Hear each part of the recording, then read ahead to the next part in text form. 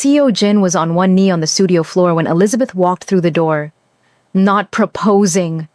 He was crouching over something, an envelope that had been slid under the door, plain white, her name written on the front in the handwriting she did not recognize. He had arrived before her that morning, let himself in with the key she had given him 3 weeks ago, found the envelope, and had not yet opened it.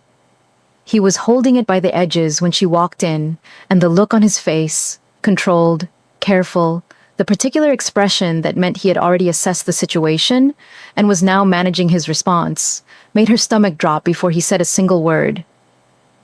"This was under the door," he said. She set down her bag, crossed the studio, took it from him. Inside was not a threat. Not this time. Not the Shin network, not a warning, not anything from the world she had already survived twice. It was a letter from the Meridian Gallery in Hong Kong, handwritten, on heavy, cream paper from the director herself. A 2-year residency offer, the most prestigious contemporary art platform in Asia. Full funding, complete creative freedom, a studio 3 times the size of this one, and a single line at the bottom of the letter that stopped her breathing entirely. "We have been watching your work since displacement. We believe you are the most important emerging voice in diaspora art today. We want to give you the space to prove it." She read it twice. Then she looked up at Seo Jin. He was watching her face with the expression of a man reading a verdict. He had clearly already read it over her shoulder. He knew exactly what it said. Neither of them spoke for a long moment. Then his phone rang. He looked at the screen. Something shifted in his face. A different kind of controlled. "I have to take this," he said. He stepped into the hallway. She heard his voice drop into the register that meant business. Not the warm register, the cold one, the Empire. Register she had not heard in weeks. She stood alone in the studio with the letter in her hands and the Hong Kong offer and the sound of Seo Jin's voice in the hallway, conducting what sounded like a serious and urgent conversation in Korean, and the specific disorientation of 2 enormous things arriving simultaneously before she had processed either one. He came back in 4 minutes. He looked at her. "I have to go," he said. "There is a situation with the Yongsan development. One of the permit contacts has been arrested. My lawyers need me now." She looked at him. "Is it the Shin network?" No. He was already moving toward the door. "Something else. Something I have to handle." He stopped. He turned back. He looked at the letter in her hands. He looked at her face. He said, "We talked tonight. About all of it. I promise." He kissed her once, brief, certain, and he was gone. She stood in the empty studio, the letter in one hand, the sound of the door closing. Soul going. On outside like nothing had happened. She sat on the studio floor and she read the letter a 3rd time, and she understood with absolute clarity that the next decision she made was going to define the rest of her life, and she had no idea what it was. Comment right now. Hong Kong or Seoul, because the comment section is already divided and this story has not even started yet.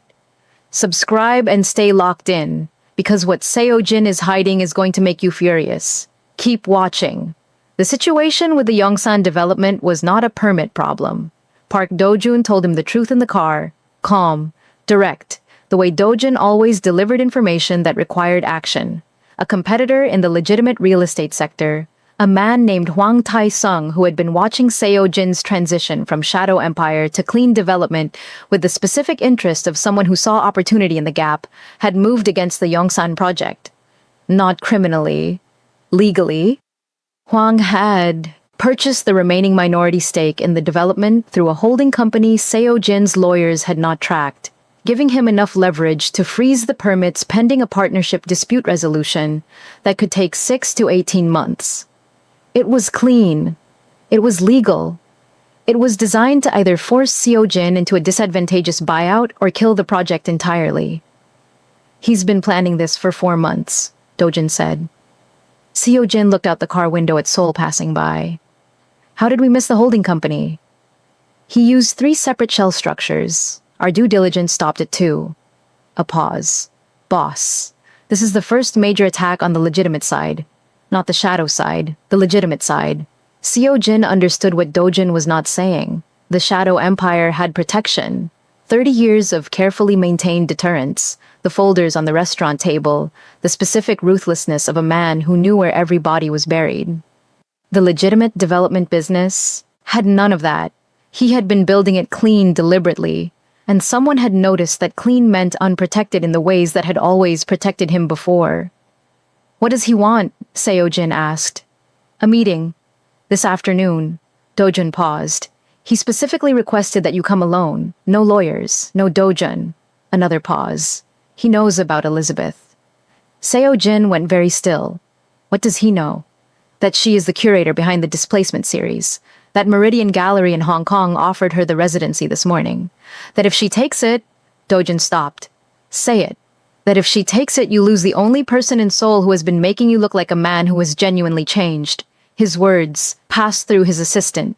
He believes your clean development pivot is tied to her presence, and without her influence, you will drift back to old methods. He wants to use that leverage.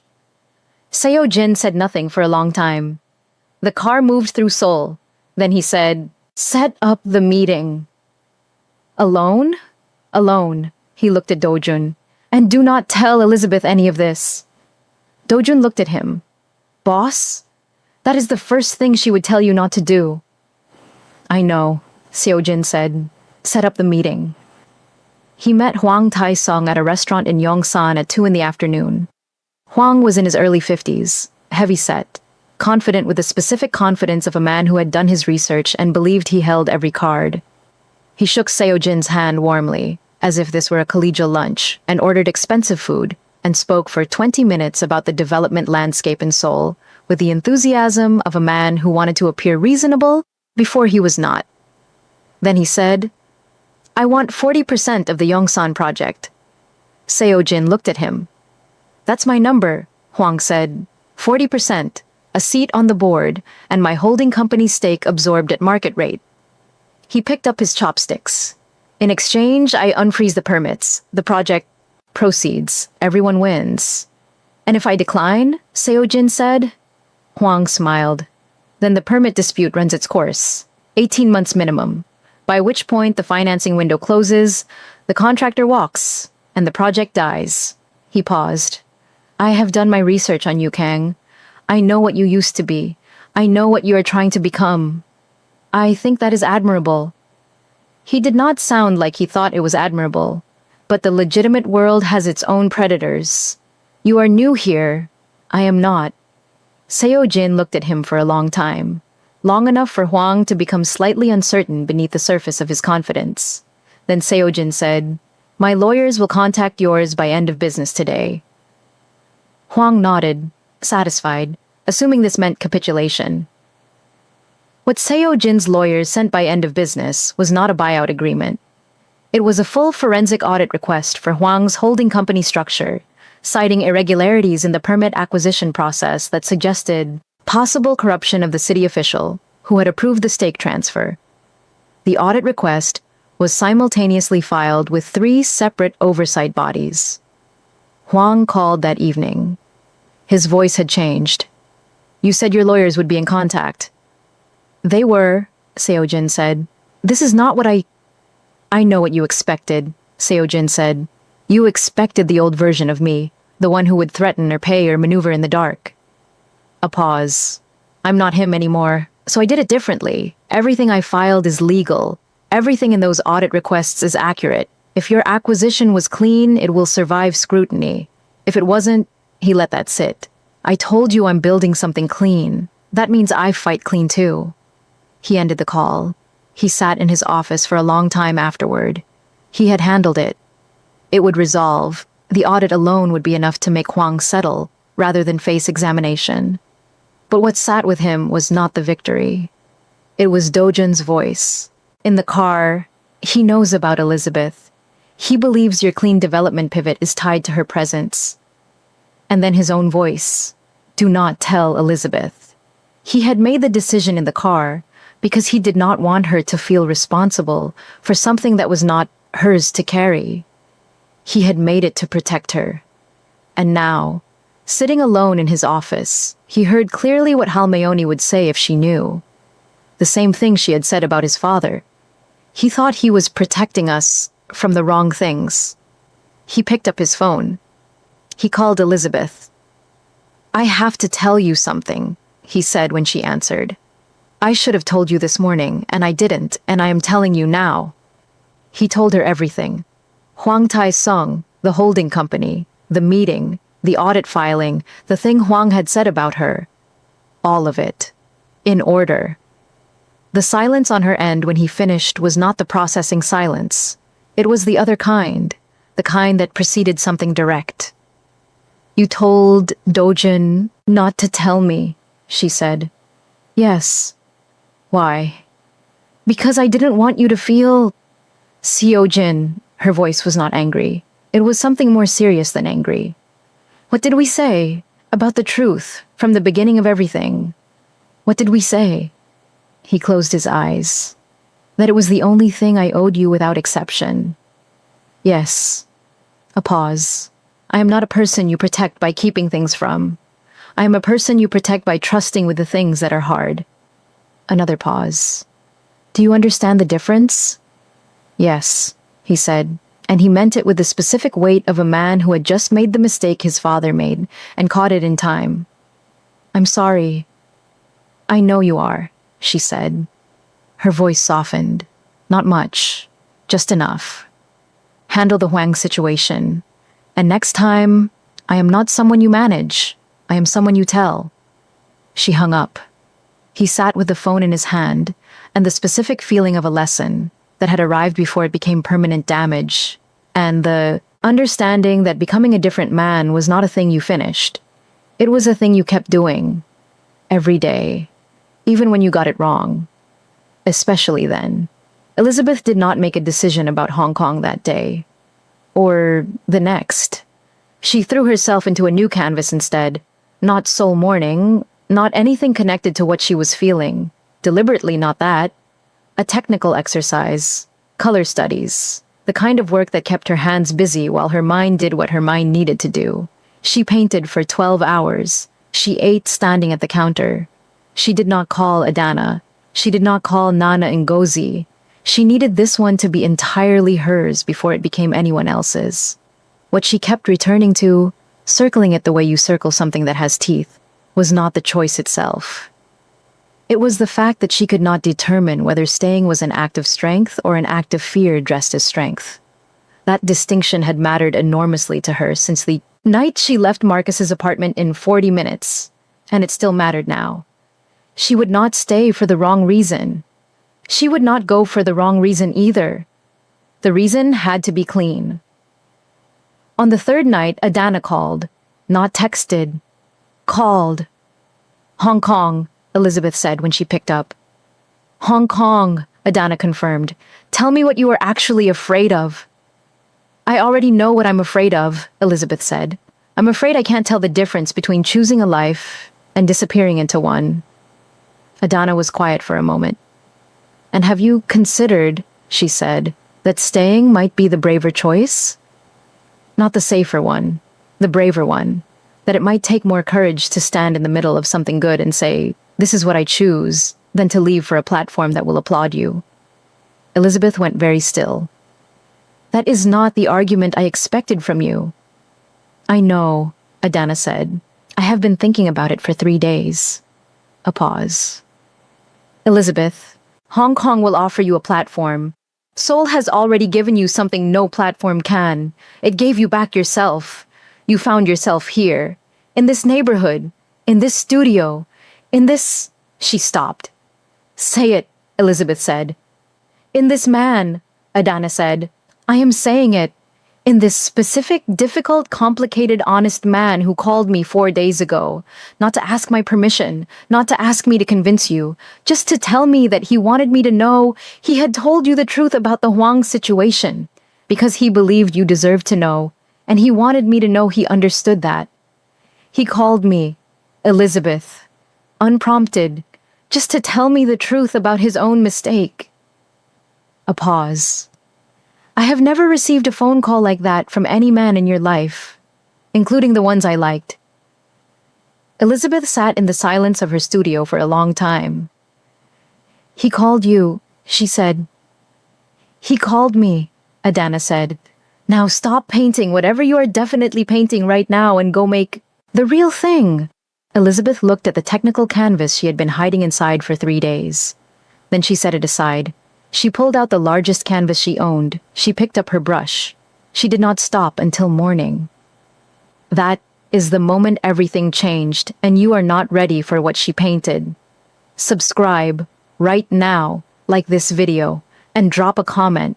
Was Seo Jin calling Adana the most unexpectedly romantic thing in this entire story? Because my comment section has never been more divided. Keep watching. She called him at 7 in the morning. Come to the studio. He arrived in 20 minutes. She opened the door, paint covered, awake for 24 hours, electric. She stepped aside without speaking. He walked in and saw it. The largest canvas she had ever made. The background was the pale gold of early soul morning light. Not the dark, not the grief palette, something entirely new. And in the center, 2 figures at a window, side by side, looking at the same city. Not symbolic, recognizable. A Korean man and a black woman standing together in the ordinary. Extraordinary fact of 2 people who have chosen the same view. She called it soul morning. He stood in front of it for a long time. Then, you stayed up all night. Yes. Why? Because at 3 in the morning, I stopped being afraid and I needed to paint it, while I could still feel exactly what that was. He turned. Hong Kong? I'm not going. Clean. Certain. No hesitation in it. Not because of you. Because of me. Because when I painted this, the only thing I could see clearly was this window. This city. This life. She held his gaze. I am not settling. I am not afraid. I am arriving. At the thing I want. On my own terms. She paused. I need you to know the difference. He crossed the studio. Took her face in both hands. Paint and exhaustion and all. I have been sitting with an empty bowl at Halmioni's stall for 3 nights, telling myself I would let you go if that was what your life needed. He looked at her. I meant it. But Elizabeth, I am so glad you're staying.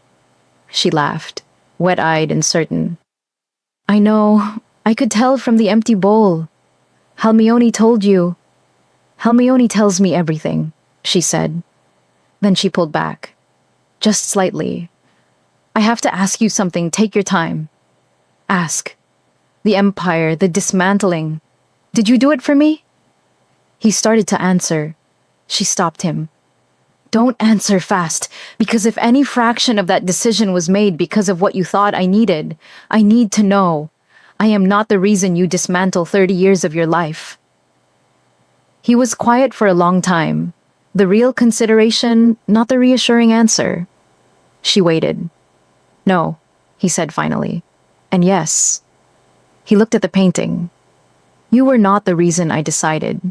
You were the reason I could hear the decision clearly enough to make it. He looked at her. You asked me questions about what I was tired of, about what I was building for. The answers were already in me. You made it quiet enough to hear them. She absorbed this, then took his hand. Okay. Okay.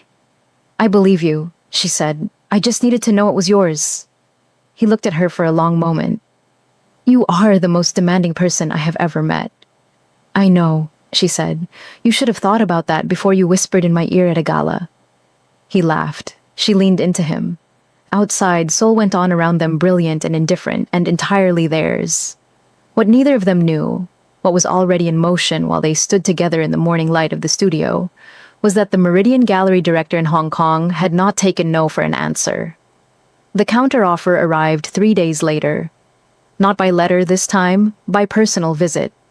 Dr. Clara Shin, the director of the Meridian Gallery, Korean-American, 52 years old, the woman who had built the most important contemporary Asian art platform of the last decade, appeared at Elizabeth's gallery space in Hongdae on a Tuesday afternoon with no appointment and a calm certainty that she would be received. Elizabeth received her because you received Dr. Clara Shin. That was simply what you did.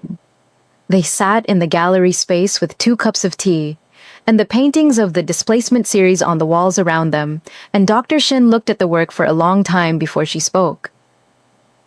"I know you declined," she said. "I'm here because I believe you made the decision for the wrong reason, and I want to make you an offer that removes that reason." Elizabeth looked at her. "You don't know my reason." "I know enough," Dr. Shin said. "You are in love with someone in Seoul. You are afraid that leaving means losing something you cannot replace, and so you chose to stay." She paused. "But consider, what if you didn't have to choose?" She placed a revised proposal on the table between them. Not a 2-year residency requiring relocation, a 3-year partnership, 6 months in Hong Kong per year, 6 months wherever Elizabeth chose to base herself. The platform, the funding, the reach, none of the relocation. A structure specifically designed, Dr. Shin said without embarrassment, to make the choice between ambition and love obsolete. "I have watched too many women in this field make that choice unnecessarily," Dr. Shin said. "I redesigned the residency structure 3 years ago specifically to stop asking them to." She looked at Elizabeth. "The question is not Hong Kong or Seoul. The question is whether you want this platform." Elizabeth looked at the proposal, then at the paintings around her, then at the woman across from her. "Why do you want me specifically?" she asked. "Because you painted grief and the whole world recognized itself," Dr. Shin said simply. "And because I have a feeling you are about to start painting joy, and I think joy painted with the honesty you bring to grief is going to change things." She paused. "I don't want to miss it. I don't want the world to miss it." Elizabeth picked up the proposal. She read every page. Dr. Shin drank her tea and did not rush her. When Elizabeth looked up, she said, "I need 48 hours. "You have them," Dr. Shin said. She stood. She looked at the paintings one more time, at displacement, at what the dark remembers. "She came back from the dark, didn't she?" she said quietly. Not quite to Elizabeth, mostly to the paintings. "Yes," Elizabeth said. "Good," Dr. Shin said. "Bring me the light." She left. Elizabeth sat alone in the gallery for a long time. Then she called Seo-jin. She told him everything. The visit, the revised proposal, the 6 months here, 6 months there. She told him clearly and completely, because that was what they had promised each other, and she was not going to be the one to break it. He was quiet for a moment when she finished. Then, "What do you want to do? I want to know what you think." "No," he said. "You want my blessing, which is different from what I think. Tell me what you want." She looked at the paintings. "I want both," she said. "I want Seoul and I want the platform, and I want you, and I want the work to be seen. I want all of it." "Then say yes," he said. "Elizabeth, say yes. It means 6 months apart every year." "I know what it means." His voice was steady.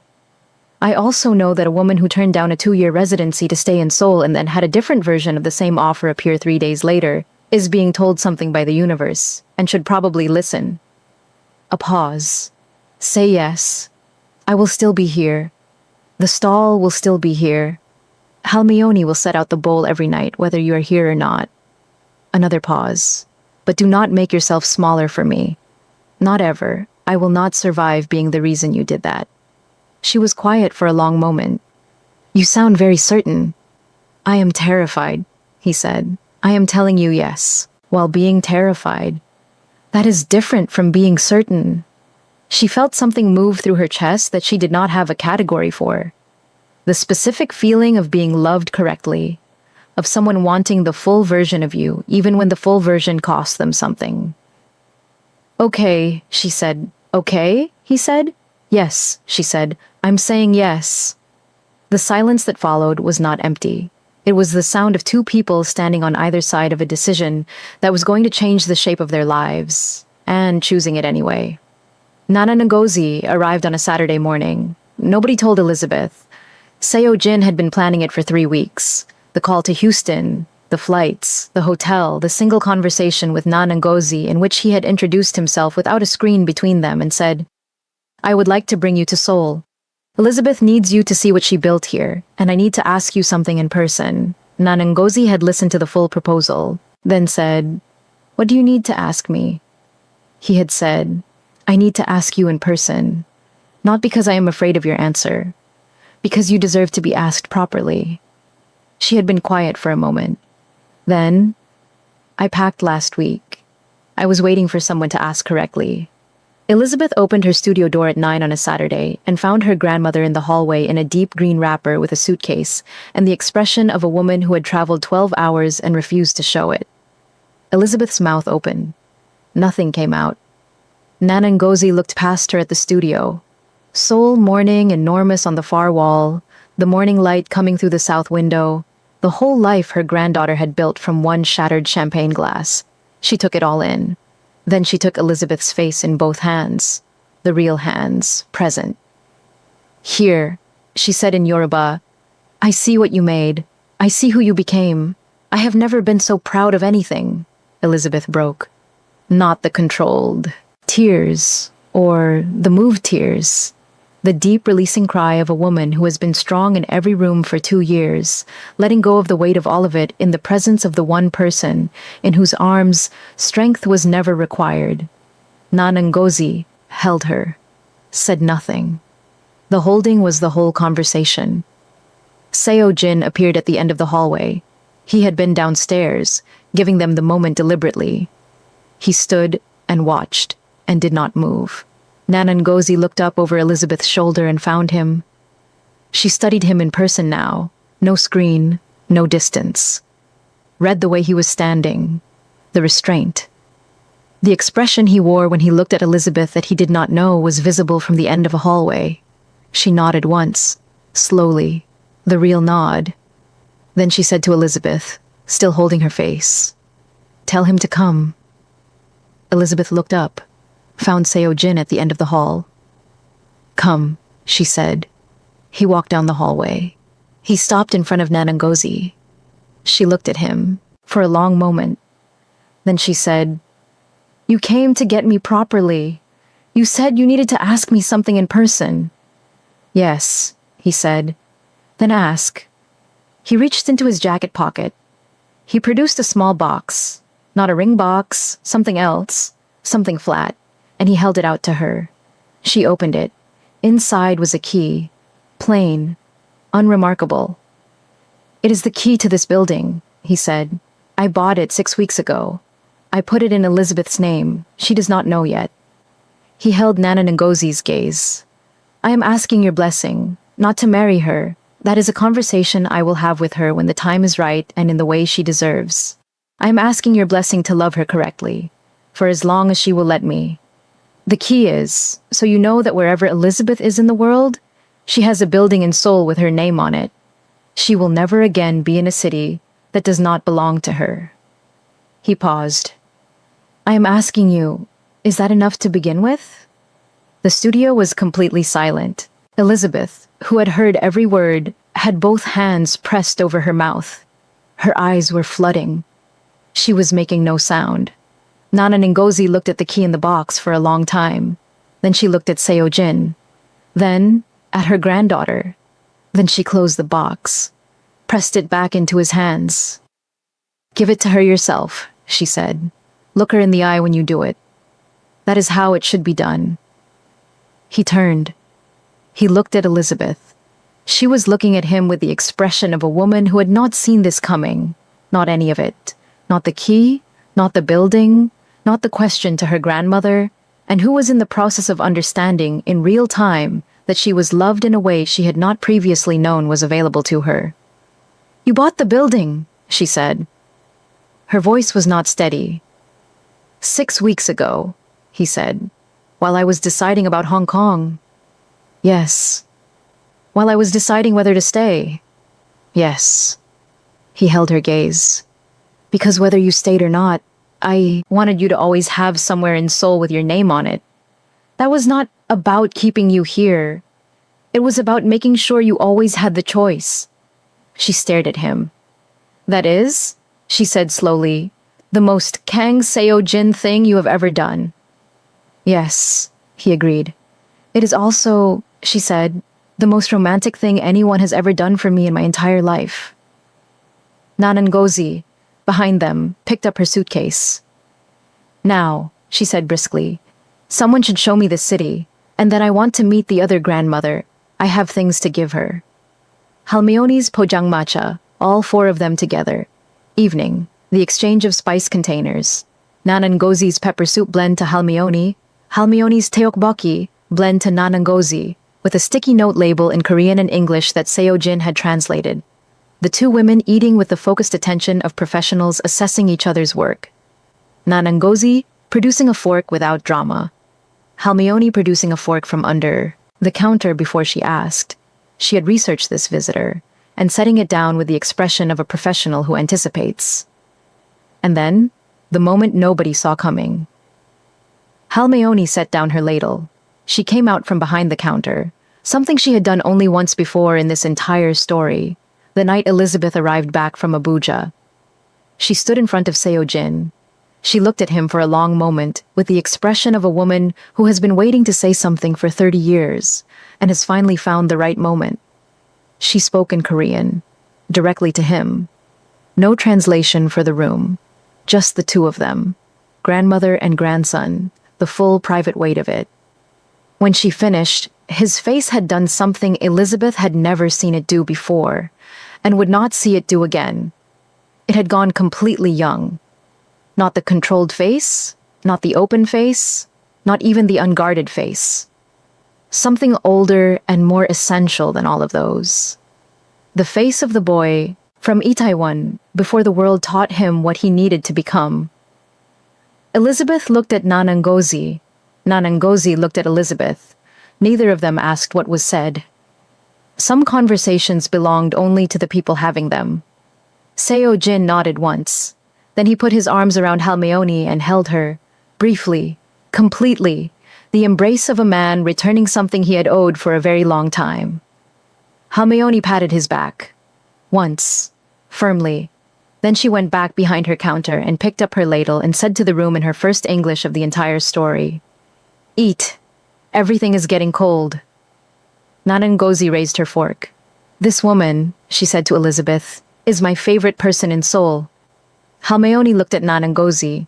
"Me too," she said. The same two words, the same dry, certain delivery, and then she almost smiled. Not quite, just the architecture of it, and went back to her pots. They ate. Nobody performed anything. It was four people in orange tent light eating together, with the spring night coming through the open stall and the city going on around them, and none of them needing it to be more than what it was. At some point, Seo-jin reached over and moved a piece of teokbokki from his bowl to Elizabeth's. She looked at it. She looked at him. He was not looking at her. He was watching Nanangozi attempt to explain pepper soup to Halmeoni through gesture, while Halmeoni listened with the focused interest of a professional, encountering a technique she had not considered. His hand stayed beside her bowl.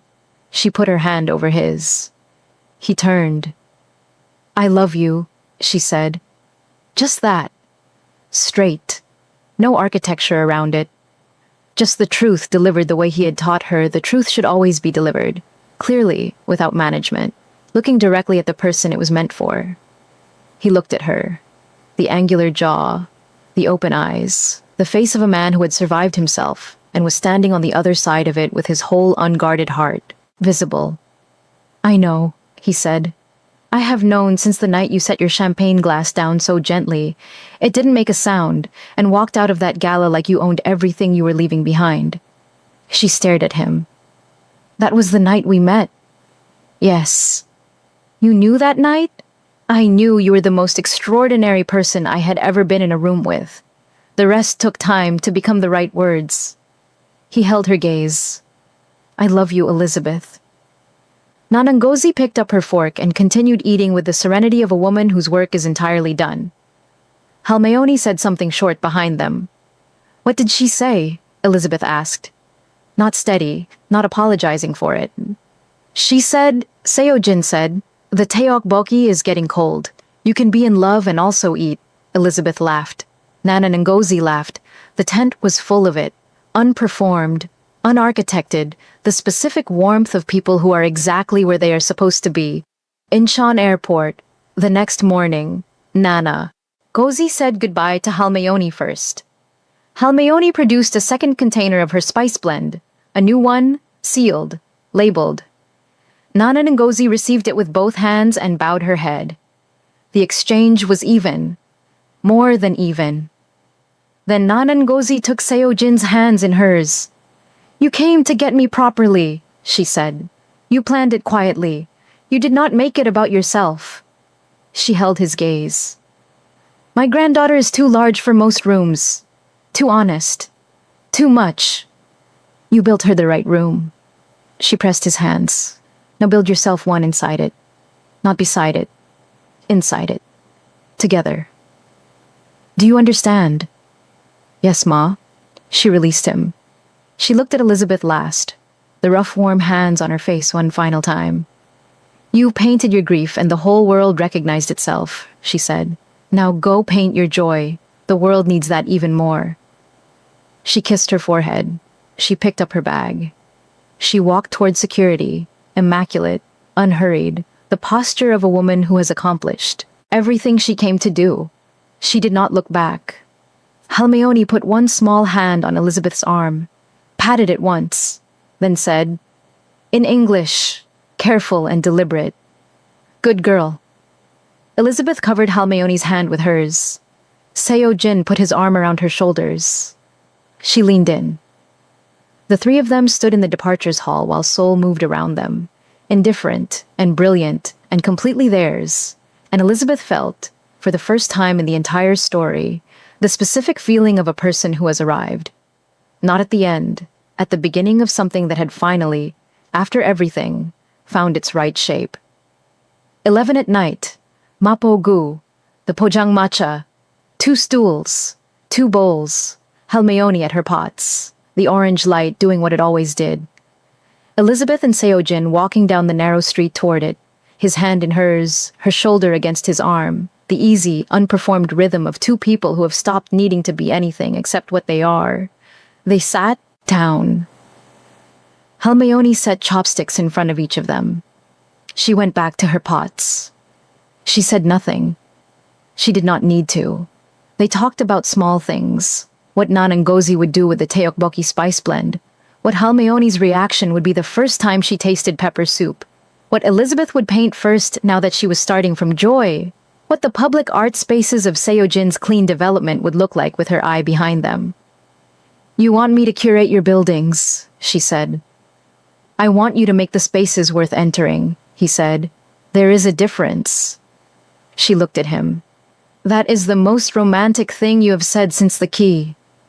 "The bar was low," he said. "It was not," she said. He almost smiled. She stole a piece of teokbokki from his bowl. He let her. Outside, the spring night was finally and genuinely warm. The cold done, the season honest, and Seoul moved through its night around them with its 10 million private dramas and its brilliant, indifferent light, and the orange tent on the narrow Mapogu street glowed exactly as it always had. Halmayoni, at her pots, said nothing. Her shoulders carried the expression of a woman who does not need to speak because everything has been said correctly, and she has been making this teokbokki for 31 years, and she will make it for 31 more. Some things do not require announcement. They just require showing up, every night, without being asked, without a guarantee, just showing up. And on the other side of that, if you are patient enough, and honest enough, and brave enough to keep walking toward the orange light even when you cannot yet see it from the street, on the other side of that is everything. If this story held you from the champagne glass all the way to this final scene, you already know what to do. Subscribe, like, and in the comments tell me, what was the moment across all 3 parts that you did not see coming? The building? In her name? Seo Jin calling Adana? Dr. Shin's counteroffer? Or Halmayoni coming out from behind her counter for the 2nd time? Tell me everything. Every single comment gets read. This story was always yours.